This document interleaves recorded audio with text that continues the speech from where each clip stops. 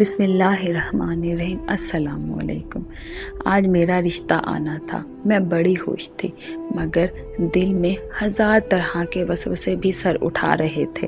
میں کبھی امی کے پاس جاتی تو کبھی اپنی چھوٹی بہن کے پاس، اور ان کے سامنے ہاتھ جوڑ کر کہتی کہ آج خیال رکھنا، کہیں پھر سے مجھے کلو نہ کہہ دینا، کیونکہ کئی رشتے والے میرا یہ لقب سن کر مجھے ٹھکرا جاتے تھے۔ لیکن آج بھی وہی ہو گیا جس کا ڈر تھا۔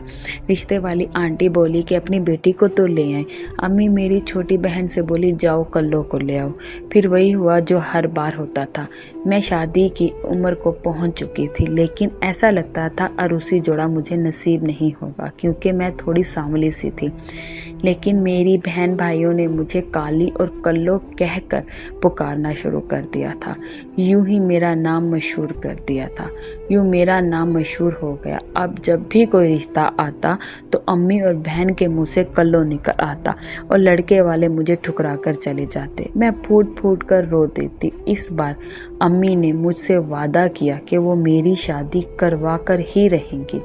اب میرے لیے جو رشتہ آیا، امی نے میری چھوٹی بہن کو سامنے کر دیا۔ لڑکے والوں نے تو جیسے ہتھیلی پر سرسوں جما لی تھی۔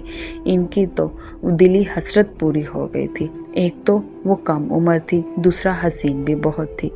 میں نے پھر سے رونا شروع کر دیا کہ میری ماں ظالم عورت ہے، بڑی سے پہلے چھوٹی کی شادی کرنے لگی ہیں۔ امی ہنس کر بولی تو چپ ہو جا، آگے آگے دیکھ تیری ماں کرتی کیا ہے۔ یوں کرتے کراتے رخصت کا دن بھی آ گیا تھا۔ مہرا نے چھوٹی بہن کی جگہ مجھے پارلر بھیج دیا۔ میں حیران تھی کہ آگے کیا ہوگا۔ جب بارات کی واپسی کا وقت آیا تو امی نے چھوٹی بہن کے بجائے مجھے گھونگھٹ اڑا دیا۔ میں ڈر گئی، لیکن امی نے مجھے حوصلہ دیا۔ وہ بولی کہ میں نے بڑے مہنگے پارلر سے تمہارا میک اپ کروایا ہے، رنگ تو دیکھ کیسے نکھر گیا ہے، تیرا شوہر تجھے پا کر بڑا خوش ہوگا۔ امی کے دلاسے سن کر میں خوش تو ہو گئی تھی، مگر دل ابھی بھی لرز رہا تھا۔ میں گاڑی میں بیٹھی تو قرآن آیات خود پر پڑھ کر پھونکنے لگی۔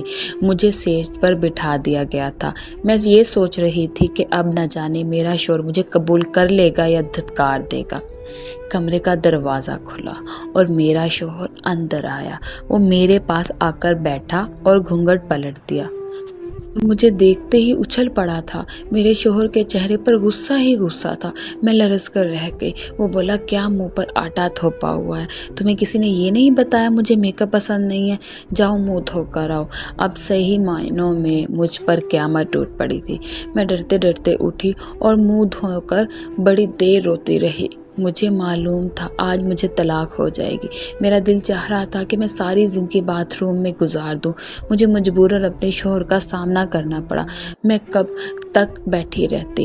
ہمت جمع کر کے باہر نکلی تو میرا شوہر مجھے دیکھ کر مسکرا دیا اور بولا الحمدللہ۔ میں حیران رہ گئی تھی۔ میرا شوہر بولا مجھے یہ سفید نازک سی لڑکیاں آنکھ نہیں بھاتی، مجھے تو اصل کشش سانولے رنگ میں محسوس ہوتی ہے۔ میں تمہیں دیکھ کر باغ باغ ہو گیا ہوں۔ اپنے شوہر کی باتیں سن کر میرے آنکھوں سے آنسو جھلک پڑے۔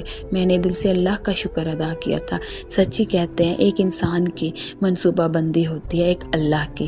انسان ہر بار فیل ہو جاتا ہے، لیکن اللہ اس وقت سہارا دیتا ہے جب ہر طرف اندھیرا ہی اندھیرا ہو۔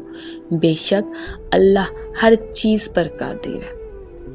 اگر آپ کو ہماری کہانی اچھی لگی ہے تو اس کو شیئر کرنا، لائک کرنا نہ بھولیں، اور اگر ابھی تک آپ نے ہمارا چینل سبسکرائب نہیں کیا تو اس کو بھی سبسکرائب کر دیں، اور ساتھ ہی بیل آئیکن کو بھی دبا دیں، جس سے ہماری ہر نئے آنے والی ویڈیو کی نوٹیفیکیشن آپ کو بر وقت مل جایا کرے گی۔ شکریہ۔ اللہ حافظ۔